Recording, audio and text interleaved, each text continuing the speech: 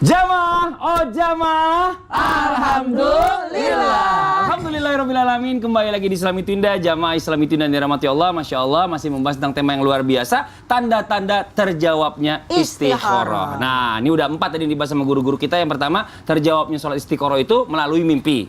Yang kedua adalah melalui kemantapan hati dan kelapangan dada. Yang ketiga itu adalah melalui, apa tadi namanya? Firasat. Ya. Yang keempat, melalui perkataan orang lain atau keluarga. Nah, kita lanjut lagi, nanti ini ada yang kelima dan seterusnya. Nah, tanda terjawabnya sholat istikharah yang berikutnya. Nah, yang kelima katanya ini melalui bisikan.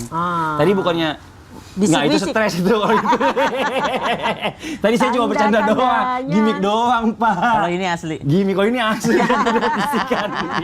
Tapi bisikan itu sebenarnya saya mau tanya nih, di dalam hati apa dari makhluk gaib? Coba kita tanya yang tadi yang nanya sama pohon. Ustaz Maulana, mungkin di sini jawab, silakan. Iya. Bismillahirrahmanirrahim. Assalamualaikum warahmatullahi wabarakatuh. Waalaikumsalam warahmatullahi wabarakatuh. Ustadz baru, beda nih gayanya beda. Lebih tenang kayaknya. Mohon maaf, kenapa saya tadi pelan? Karena bisikan itu sesuatu yang mengajak. Oh. Membisikkan. Yuwaswisu fi sudurin nas. Yang membisikkan kejahatan dalam hati manusia. Itu bisikan setan. Tapi ada namanya ilham, taufik, hidayah. 1, 2, 3 ilham, taufik, hidayah. Di sini Udah cukup, Bu. maka dua sisi. Pernah nonton sinetron, ada yang pakai baju merah, ada baju putih. Setan, malaikat. Nah, dari sinilah kita bisa belajar juga tanpa menggurui, hanya mengingatkan. Alhamdulillah kita ini saya tuh maaf ya, astagfirullahaladzim, di Islami Tunda, di mimbar Islami Tunda senantiasa saya ingatkan tanggal-tanggal Hijriah. Hari ini sudah tanggal 24 Hijriah. 24 Rajab 1444 Hijriah. Artinya sisa 36 hari lagi kita akan mendapatkan bulan suci Ramadan. Kenapa saya ingatkan? Supaya kita teringat akan berbuat baik, itu termotivasi, terngiang-ngiang. Orang yang belajar, rajin baca buku, rajin belajar, rajin dengar ceramah, itu kadang-kala ketika dia mau berbuat maksiat ada bisikan tausiah tentang ini. Itu makanya Allah minastadiqam malam tani parudolaya indah hajati ilai. Inilah doa supaya dikembalikan semua ingatan yang baik-baik itu kembali. Maka untuk membedakan bisikan baik ataupun buruk, maka satu, apakah ini mengarahkan kepada kebaikan? Semua yang mengarahkan kebaikan. Makanya Allah bisa karena biasa, karena terbiasa, karena diingat. Langsung dia ingat, langsung ingat. Makanya kita senantiasa, sebelum berangkat baca doa dulu.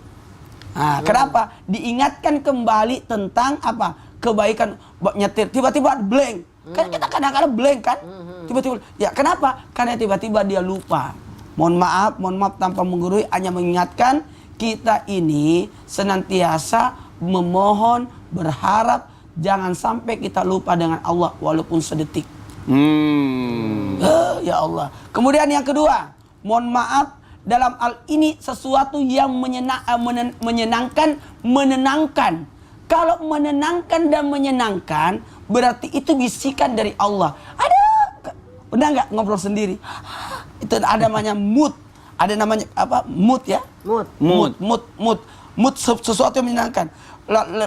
Mungkin Ustaz Sam moodnya adalah main game kalau capek. Atau sekarang sudah naik ke lantai 3 ada tempat Healing Ustaz. Tempat healingnya. Lantai 3. Lantai 3. Tempat podcast Ustaz Sam. Mantap dong. Baru tahu ya? Baru tahu. Belum diundang soalnya. Oh, baru diundang. Belum bikin video, baru Cuma tempatnya ngeset. doang. Jadi itu kalau Kepo saya banget tahu aja ya. Iya. kalau saya mungkin ya pergi lihat buku saya atau lihat baju dia atau buat nonton itu kan, atau lihat anak-anak ngobrol sama anak-anak itu enak banget perasaan. Mungkin kalau Ustaz Lulung belanja kali ya. Oh iya. Kemudian yang ketiga, bisikan atau godaan atau sesuatu yang menghasut. Julid banget. Itu adalah bisikan setan. Karena sesuatu yang maafkanlah dia. Kasihan dia. Udahlah. Langsung mengingat kebaikan orang. Makanya kalau melihat seseorang, mohon maaf astagfirullahaladzim tanpa menggurui, ingat kebaikannya, lupakan keburukannya. Maka timbullah maaf. Dan mohon maaf, ingat lupakan kebaikanmu, ingat keburukanmu, sehingga engkau tidak akan sombong.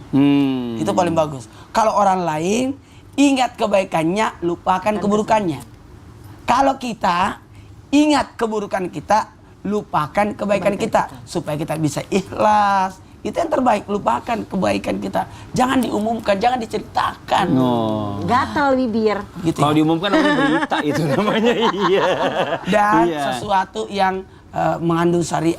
Masya Allah. Makanya rajin-rajin nonton Islami Tindak, Iya. rajin-rajin dengar ceramah, rajin-rajin baca Quran. Ya. Makasih banyak Ustadz. Tapi gini Ustadz Syam, saya pernah dengar katanya ada orang yang mendapatkan bisikan. Pas lagi sholat istiqoroh ada bisikan dari mulut gaib. Nah itu apakah itu jangan-jangan jin muslim yang diutus sama Allah atau bagaimana Ustadz Syam? Muslim. Tapi selama-lamanya kita tidak boleh bersekutu dengan jin gitu. Karena ulama kita mengingatkan apalagi untuk orang-orang awam. Memang ada yang dikasih kelebihan gitu ya, bisa berinteraksi. Termasuk di antaranya Nabi Sulaiman alaihissalam. Tapi bagi orang biasa, hati-hati dengan kebohongan makhluk Allah ini, makhluk jin ini. Karena di antaranya kita juga tidak bisa tahu bahwa apakah dia benar-benar muslim kah, atau dia benar-benar beriman kah. Siapa tahu dia di antara jin munafik tadi, subhanallah.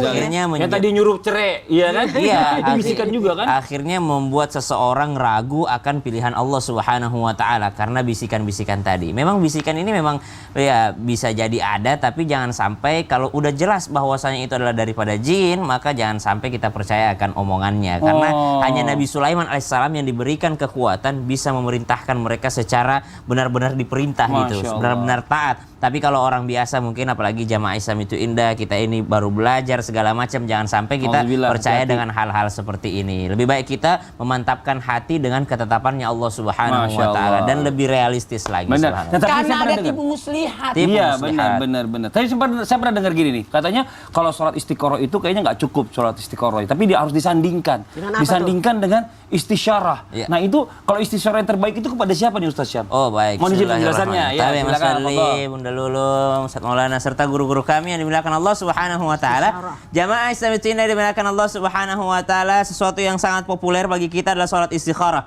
Namun ternyata sholat istikharah ini disandingkan dengan yang namanya istisyarah. Nabi Shallallahu Alaihi Wasallam ketika dalam perang Parit ini tidak melaksanakan istikharah. Kalau dalam riwayatnya disebutkan, walaupun Nabi itu tiap hari minta petunjuk sama Allah Subhanahu Wa Taala. Namun kalau dikatakan khusus Nabi meminta petunjuk sama Allah dalam peperangan ini, ternyata Nabi Shallallahu Alaihi Wasallam lebih condong kepada istisyarah dibandingkan istikharah. Apa itu istisyarah? Istisyarah itu adalah musyawarah. Jadi Nabi SAW istisyarah dengan pendapatnya Salman Al-Farisi. Ya, lalu Nabi SAW langsung bertanya kepada sahabat Salman Al-Farisi radhiyallahu anhu warda, wahai Salman, bagaimana pendapatmu? Jadi beristisyarah dengan Salman Al-Farisi. Bagaimana pendapatmu wahai orang Farsi, orang Persia? Bagaimana engkau wahai Salman, menurutmu peperangan ini apa yang harus kita lakukan? Maka Salman Al-Farisi radhiyallahu anhu memberikan daripada jawabannya, daripada strategi perangnya yang biasa dilakukan di kampungnya, subhanallah. Maka ya Rasulullah, kita mesti membuat parit yang sangat panjang, subhanallah, atau yang sangat dalam, subhanallah. Nabi SAW dengan kecerdasan Salman Al-Farisi radhiyallahu anhu, Nabi tidak istikharah lagi. Nabi langsung, oke, kita ketuk palu, kita ikuti strateginya Salman Al-Farisi radhiyallahu anhu. Di keadaan yang lainnya, ternyata Nabi SAW banyak sekali yang namanya musyawarah dengan para sahabat, musyawarah dengan daripada para istri Nabi SAW. Beristisyarah ini adalah sesuatu yang sangat penting. Bahkan ada ayatnya dalam Al-Quran. Badanaku na'udzubillahi minasyaitonirrajim. فبما رحمة من الله لنت لهم ولو كنت فظا غليظ القلب لانفضوا من حولك فاعف عنهم واستغفر لهم وشاورهم في الأمر فإذا عزمت فتوكل على الله إلى آخر الآية. wa'ashirun atau wasyawirhum, musyawarah dengan mereka. Jadi Nabi diperintahkan langsung oleh Allah Subhanahu wa taala untuk bermusyawarah. Pertanyaan selanjutnya dari Mas Fadli, siapa orang yang paling berhak untuk kita istisyarah? Iya. Jadi kalau kita sudah pahami apa itu istisyarah, kalau istikharah kita memohon petunjuk dari Allah, kalau istisyarah kita belajar untuk bermusyawarah. Karena banyak orang yang beristikharah karena dia tidak mau mendengarkan pendapat orang lain. Subhanallah, dia tidak mau mendengarkan daripada pendapat orang tuanya, dia tidak mau realistis dengan jawaban orang-orang di sekitarnya. Adiknya udah ngomong, enggak usah sama itulah kak, ya kan dia kan jahat gini, pernah jahatin kakak, pernah jahatin keluarga kita. Tetap aja dia dibutakan oleh perasaannya. Subhanallah, orang lain udah mengatakan, lah kok kamu mau ya sama dia ya, dia kan ini segala macam. Dibutakan dia oleh perasaannya. Dia katakan cinta itu buta. Subhanallah, padahal nafsu itu yang buta. Cinta itu tidak buta, nafsu itulah yang kadang-kadang membuat manusia buta melihat daripada apa yang sebenarnya. Subhanallah, maka setelah istikharah ataupun sebelum istikharah atau mungkin mau dibarengi dengan istikharah, lakukanlah istisyarah. Siapa mereka yang pantas untuk kita mintai pendapat? Yang pertama adalah kedua orang tua tentunya. Orang tua kita yang paling mengenal kita dari kandungan sampai dilahirkan, sampai disapi, sampai dibesarkan, mereka yang paling tahu karakter kita. Masalah pekerjaan kita nanya sama mereka, ya istisyarah sama orang tua, karena orang tua tahu karakter kita. Jangan nak, kamu tuh nggak cocok kalau kerja begini. Kenapa? Kamu tuh begini orangnya, begini segala macam. Subhanallah. Jadi istisyarah sama orang tua. Mah aku pengen jadi ini. Kamu yakin pengen jadi ini? Kamu kan gini kalau pagi, kamu kan gini kalau malam. Subhanallah. Kamu kan punya penyakit ini. Orang tua lah yang paling pantas untuk kita mintai pendapat yang nomor satu. Yang kedua tentu saja guru kita, karena mereka lah al-ulama, al-alim, mereka lah yang punya ilmunya. Mintalah pendapat daripada orang-orang yang dianggap guru kita, bukan hanya guru langsung, tapi orang-orang yang dibukakan mungkin mata hatinya oleh Allah Subhanahu wa taala, terkenal, wah dia ini alim ulama ini. Subhanallah, minta petunjuknya. Kenapa? Karena mereka ini adalah orang yang senantiasa tersambung dengan Allah Subhanahu wa taala. Namanya istisyarah, bermusyawarah dengan siapa? Minta petunjuk sama orang-orang yang memang dekat dengan Allah Subhanahu wa taala, wabil khusus guru-guru kita. Yang ketiga, tentu saja orang-orang yang bijaksana. Siapa orang-orang bijaksana ini? Bisa dari saudara. Saudara kan bukan guru, tapi dia saudara. Betul. Bisa jadi dari sahabat kita yang lebih realistis lagi. Kalau kita mungkin anggap saja kita mau istikharah masalah jodoh, minta pilihan masalah jodoh. Kalau dia mungkin udah terlanjur suka, tapi carilah orang-orang yang realistis di samping-samping kita itu, di sebelah kita. Ada sahabat kita, menurut lu gimana sih orangnya? Kalau gue sih nggak usah itu deh, ya. Menurut lu gimana? Kamu gimana? Menurut kamu pekerjaan ini? Kalau aku sih nggak usah lah. Lu kan susah bangun paginya apa segala macam. Jadi orang-orang yang memang bijaksana dalam memilih pilihan, itulah orang yang kita mintai untuk istisyarah bareng. Satu guru, satu orang tua, yang kedua guru, yang ketiga adalah orang-orang yang bijaksana di antara kita. Masya Allah. Jadi gitu nih buat jamaah Islami Tunda, Masya Allah ya. Jadi kalau kita bicara masalah tentang keluarga, ini jadi istikharah itu memang perlu ya. Betul. Tapi istisyarah ini jangan sampai dilupakan. Betul. Karena ini adalah bicara masalah tentang bagaimana kita menghargai juga pendapat dari orang-orang sekitar kita. Iya dong. Nah tapi ada pertanyaan nih Ustadz Maulana, mohon izin. Ya. Kalau seandainya ya istikharah udah, istisyarah udah, ternyata hasilnya nggak sesuai dengan keinginan kita. Mungkin ini, aduh gimana ya? Apakah harus tetap dilakukan atau enggak? Mohon izin penjelasannya nih.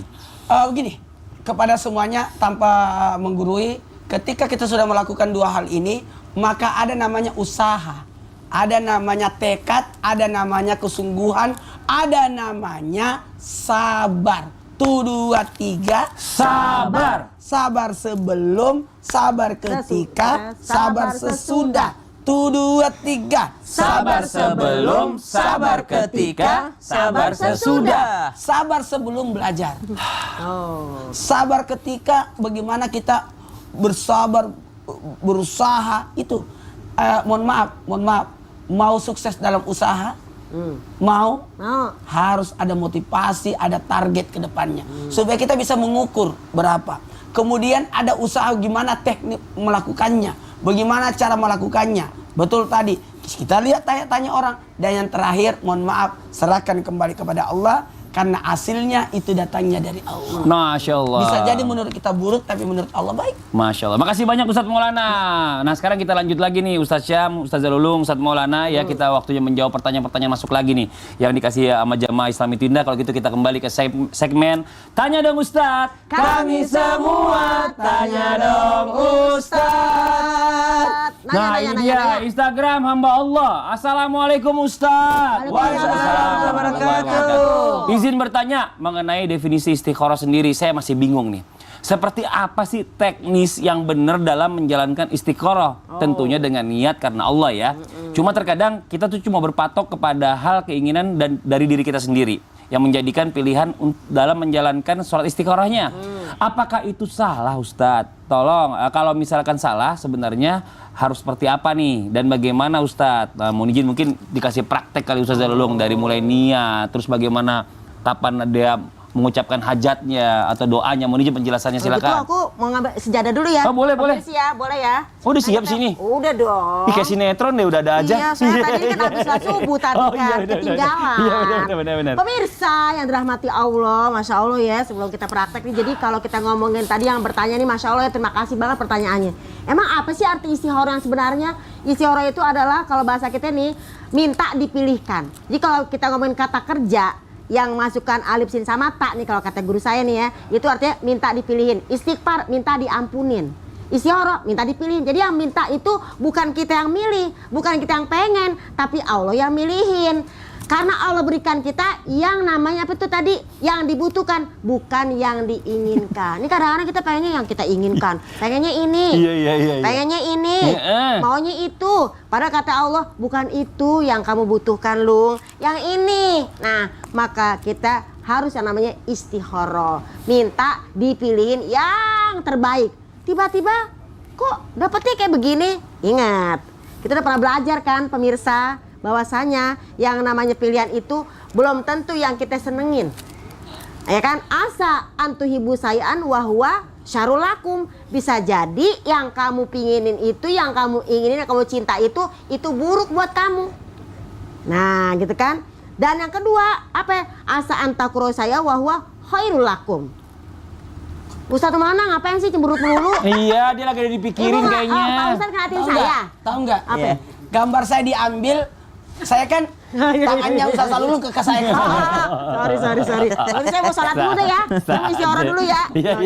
Iya. Tuh 2, 3. Istikharah. Jadi tahu nggak kenapa kita kalau Ustaz ceramah begini kan, saya kan bukan saya kayak ditonjok-tonjok.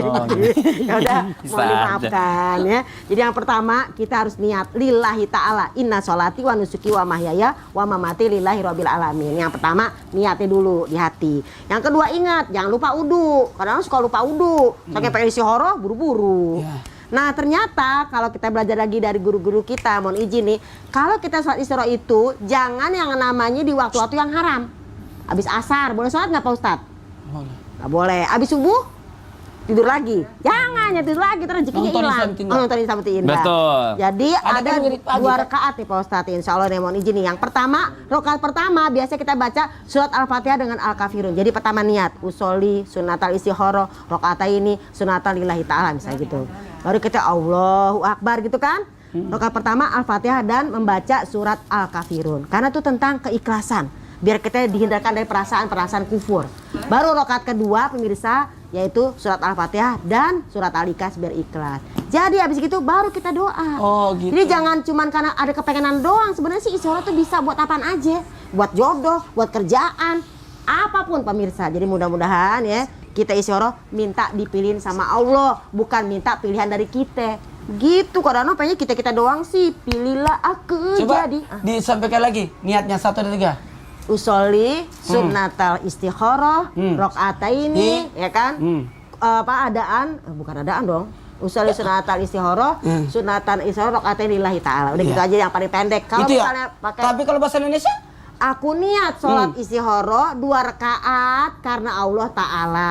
Jadi kalau kita ngomongin Waktunya? masalah waktunya Kapan orang pertama bisa di waktu-waktu duha. Oke. Misalnya nih kita habis sholat duha nih jam Ya. 7 kan sholat duha tuh sampai jam Ya. 9 sampai jam 11. Tiba-tiba habis sholat duha pengen sholat istikharah. Oh gitu?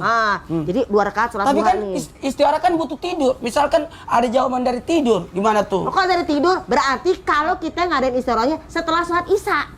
Nah, habis sholat isya, sholat ba'diyah, ya kan? Kemudian pengen sholat istikharah Nah, jadi sholat sunnah ini bisa dilakukan di malam hari. Karena kata Sebelum tidur bisa? Aisyah radhiyallahu anha, Rasulullah tuh sholatnya malam Pak Ustadz. Oh. Lebih banyak itu malam dan 2 rakaat. Kalau saya biasanya salat sunnah istikharanya itu kan salat sunnah wudu, taubat, hajat, istikharah, baru taubat. tahajud, baru witir. Witir itu kalau di waktu-waktu di akhir malam. Iya. Karena kan kalau sholat malam itu bisa di awal waktu, bisa di tengah waktu, bisa di akhir waktu. Kan gini. 2, 3 awal, tengah, akhir. Gitu. Tapi kan gini, istihara Apa? itu kan untuk menenangkan hati, untuk Menenangkan menentukan hati. pilihan. Sementara kita kan setiap hari kan diminta pendapat. Pendapat. Kan bisa jadi kita salat istihara ya. Nah, makanya kalau kita namanya istiaroh itu nggak cuma dari diri kita, Ya. tapi tanya juga sama orang yang lebih berpengalaman. Oh. Aku udah istiaroh nih, tapi tadi kan guru kita bilang jangan cuma sekali. Ah. Nah, nih ibu-ibu ini suka pengen yang namanya buru-buru, Luar biasa. seperti Informasi caranya luar biasa dari Ustazah Lulu Muda Lulu.